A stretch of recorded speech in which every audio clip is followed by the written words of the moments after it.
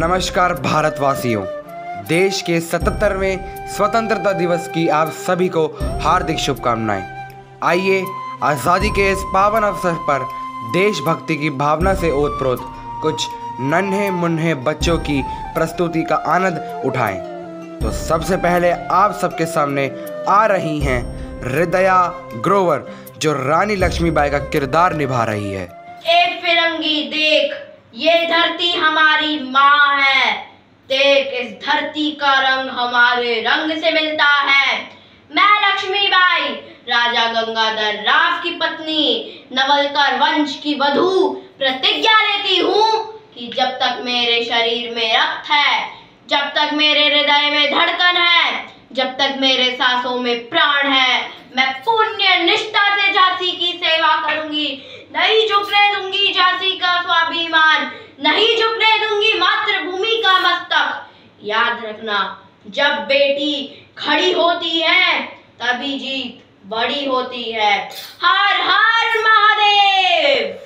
तो आपने देखा और सुना रानी लक्ष्मीबाई की वीरता को, तो चलिए अब आपको ले चलते हैं शहीद भगत सिंह की ओर।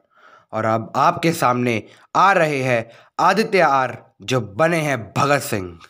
मैं भगत सिंह हूँ। देश की रक्षा करना मेरा कर्तव्य है। वे मुझे मार सकते, लेकिन मेरे विचारों को नहीं। वे मेरे शरीर को कुचल सकते हैं, लेकिन मेरी आत्मा को नहीं। इनकलाब जिंदाबाद, इनकलाब जिंदाबाद। भगत सिंह का शानदार किरदार निभाने के बाद हमारा देश सुभाष चंद्र बोस को कैसे भूल सकता है। तो अब आप सबके सामने आ रहे हैं रेहान ग्रोवर, जो सुभाष चंद्र बोस का किरदार निभा रहे हैं।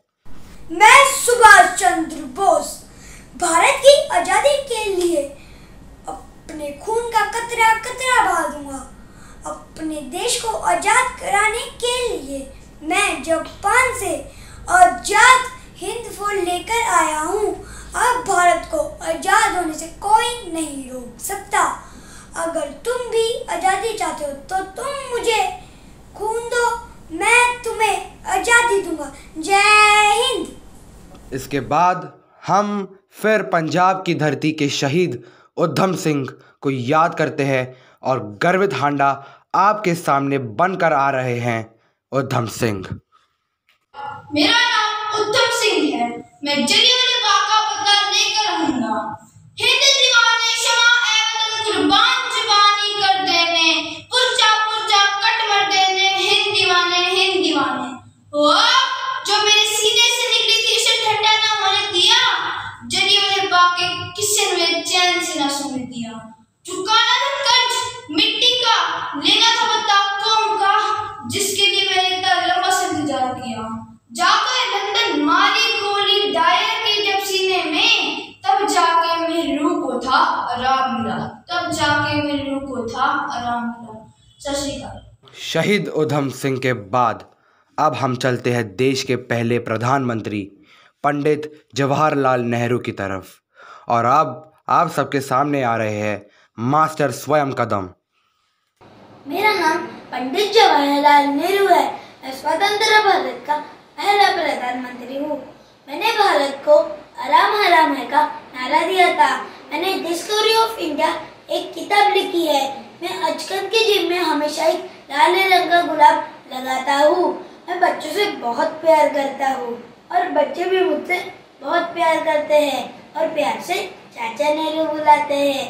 बच्चों के प्रति मेरे प्रेम के कारण ही मेरे जन्मदिन 14 नवंबर को बाल दिवस के रूप में मनाया जाता है। धन्यवाद। तो अब पंडित जवाहरलाल नेहरू के बाद चलिए अब हम जानते हैं कि सरोजिनी नायडू को भारत के बारे में क्या कहना है। तो अब आप सबके सामने आ रही है तपस्या सुनावले। I am Sarojini Naidu. I am the first woman to be a president of Indian National Congress. I am the political and poet. I am former governor of in Uttar Pradesh. I am also called a Nightingale. The title was written by Mahatma Gandhi. और सरोजिनी नायडू के बाद अंत में जो आ रहे हैं सार्थक, वो बाल गंगाधर तिलक का किरदार निभा रहे हैं। अधिकार है और वह मैं पाकर ही रहूंगा। पहचाना मुझे, मैं बाल गंगाधर तिलक। मैंने और मेरे हजारों साथियों ने जान की बाजी लगाकर भारत को आजादी दिलाई थी। और आप लोग क्या कर रहे हो? आजादी का फल चाक रहे हो? आपको अपने आसपास के शत्रुओं पर ध्यान है? कौन है ये शत्रु? जैसे आतंकवाद, धोखाधड़ी, भ्रष्टाचार, चोरी आदि। आपको अपने आप से शुरुआत करनी होगी। क्या सरकार का दिमाग ठिकाने पर है? मैंने बिना डरे यह सवाल ब्रिटिशों से पूछा था और यह सवाल आपसे पूछ रहा हूँ। क्या आपका दिमाग ठिकाने पर है? बचपन का यह समय मैदानी खेल खेलने का, पढ़ाई करने का, पौष्टिक आहार खाने का, शरीर को स्वस्थ रखने का आदि, यह सब छोड़कर आप मोबाइल, टीवी, वीडियो गेम्स में खो गए हो और यह आपकी सेहत के लिए हानिकारक है। तो देखा आपने, नन्हे मुन्ने बच्चों में देशभक्ति की भावना कूट कूट कर भरी है। उम्मीद करते हैं कि आप सबके अंदर भी देशभक्ति जागृत हुई होगी।